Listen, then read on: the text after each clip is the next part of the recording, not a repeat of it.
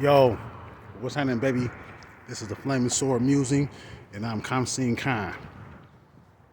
I was speaking earlier upon like how I feel blessed and how I have, how how I feel blessed by the opportunity to, whatever opportunity that I can seize, whether it's positive or negative, to reflect the me or the divine frequencies that the divine will has decreed flow through me.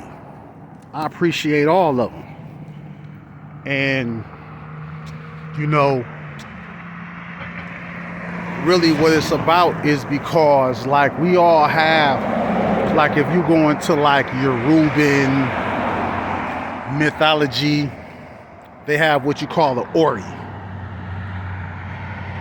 I don't know if it's in fact true, but I associate Ori because the literal meaning of Ori is face. So I associate Ori with like them big, grotesque, caricature African masks that people wear. And the concept of Ori is considered a Orisha, but not as a person, but as like more of a force of nature, fate, predestination, because in Yoruban theology, ideology, I don't know what you want to call it, but it's pretty much taught that each person was assigned or chose an Ori before they were put on this third dimensional realm of being that we exist on right now.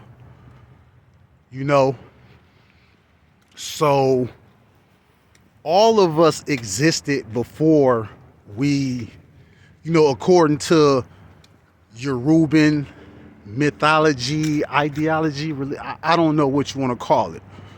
But according to the way that they thought, and according to the way that, a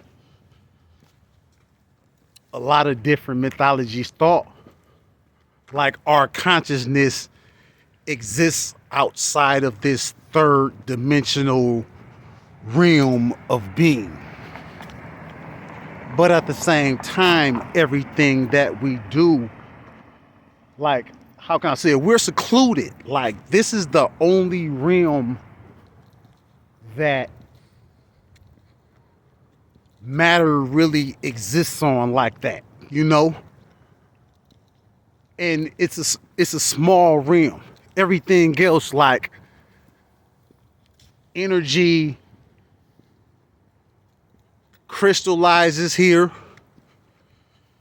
and once it leaves here, it disintegrates off back into energy. So we're in a unique position, and the reason why we think that we are the only people in this position or living on this realm is because we actually are.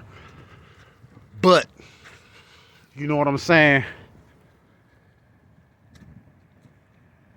When we start to move along into other understandings and logic, because you have Ori, you have aura, which I think both of those words, Ori and aura, I think are closely associated. What's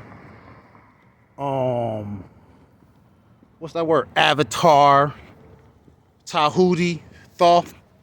He said he had bodies, like he would transplant his consciousness from one body to another.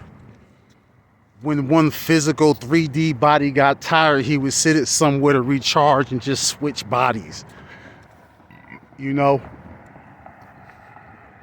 Jesus, the way they describe him in the Bible, he was a consciousness that was transplanted into a 3D form of matter.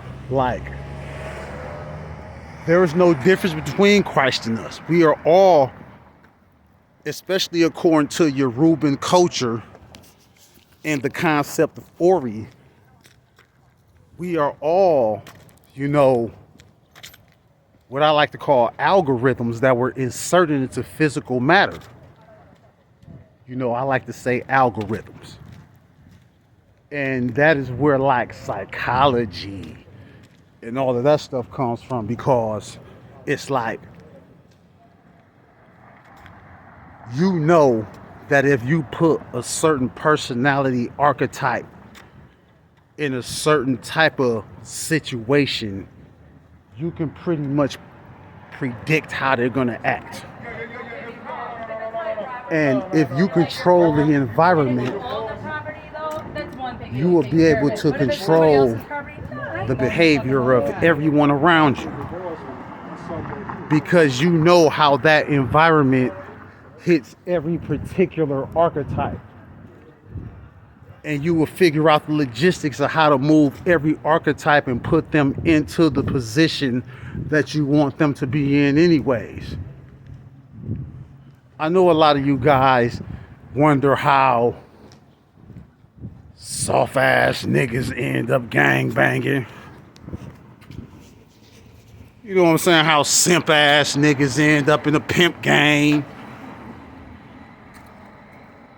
I know some of y'all wonder how every once in a while, or more and more frequently nowadays, you come across strays who ain't got no business in the vicinity that you occupying, and they sitting there like they belong there.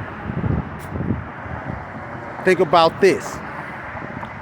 When, like in the movie The Matrix, in the movie The Matrix, every time when the first time Famo went to go see the Oracle, what she do? She gave him a cookie. And when she gave him that cookie and he ate it, you know what happened? It changed his programming. It changed his algorithm. It altered it a little bit. It gave him a little bit more abilities. The next time he went, what she do? She gave him a piece of candy.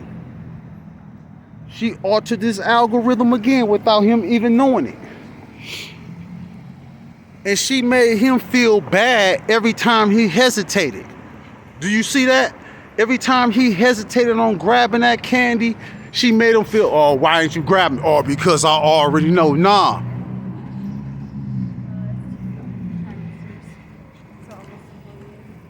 You need to understand that we are being programmed all of the time, consistently. And we are being programmed to be put, you know, like exactly in the slot where we need to be. Every cell in our body needs to perform a certain task or be in a certain place, because it only has a certain window to operate in. If